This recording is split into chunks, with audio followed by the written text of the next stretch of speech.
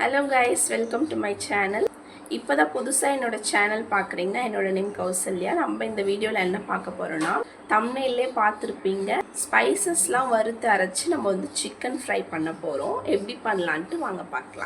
First நம்ம என்னெல்லாம் போட்டு வறுக்க போகிறோமோ அதெல்லாம் எடுத்து வச்சுக்கலாம். 2 லவங்கம், கொஞ்சமாக பட்டை, ஒரே ஒரு கல்பாசி போட்டிருக்கேன்.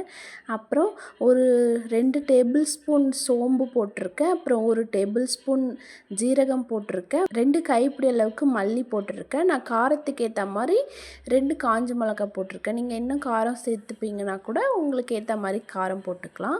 அப்புறம் நீங்கள் மிளகு வறுக்காமல் வச்சுருந்தீங்கன்னா அதிலே போட்டு வறுத்துக்கோங்க. நான் கிரைண்ட் பண்ணி பவுடராக வச்சுருக்கிறதுனால அதில் போடலை. இப்போ நல்லா அதோட கலர் சேஞ்ச் ஆகிட்டு அது வாசனை நல்லா வர வரைக்கும் நல்லா வறுத்து எடுத்துக்கலாம்.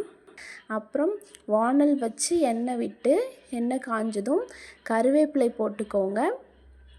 இஞ்சி பூண்டு பேஸ்ட்டு போட்டு அது கொஞ்சம் பச்சை வாசனை போகிற வரைக்கும் லைட்டாக 1 நிமிஷம் வதக்கிட்டு தீஞ்சிற போது அதுக்குள்ளே சிக்கனை போட்டுருங்க. சிக்கன் போட்டுட்டு மஞ்சத்தூள், அப்புறம் தேவையான அளவுக்கு உப்பு, அப்புறம் பெப்பர் சேர்த்துக்கலாம். சேர்த்துட்டு நல்லா அதை வதங்கட்டும்.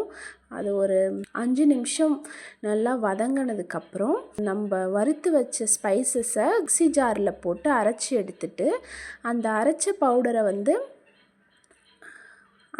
பவுடரை இப்போ கொஞ்சம் சேர்த்துட்டு ஃபைனலாக நம்ம சேர்க்கறதுக்கு கொஞ்சமாக ஒரு 2 சின்ன டேபிள் ஸ்பூன் அளவுக்கு எடுத்து வச்சுட்டு மீதியெல்லாம் போட்டுட்டு நல்லா வதக்கிடுங்க. எண்ணெயிலே வதக்கிட்டு தேவையான அளவுக்கு தண்ணி ஊற்றி நல்லா வேக வச்சுருங்க. அப்போ தான் அதோட ஃப்ளேவர்லாம் உள்ளே இறங்கி நல்லா வேகும்.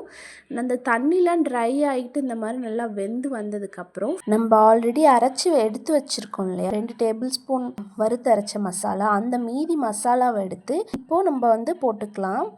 ஏன் இப்போ கொஞ்சம் அப்போ கொஞ்சம் போடுறோன்னா, அப்போ போட்டது அதோட ஃப்ளேவர்லாம் சிக்கனில் நல்லா ஊறி வதங்கணும். அதுக்காக தண்ணி ஊற்றி பண்ணோம். லாஸ்ட்டாக அந்த வறுத்து அரைச்ச மசாலோட ஃப்ளேவர் தெரியறதுக்காக நம்ம இப்போ கொஞ்சம் போட்டுக்கிறோம்.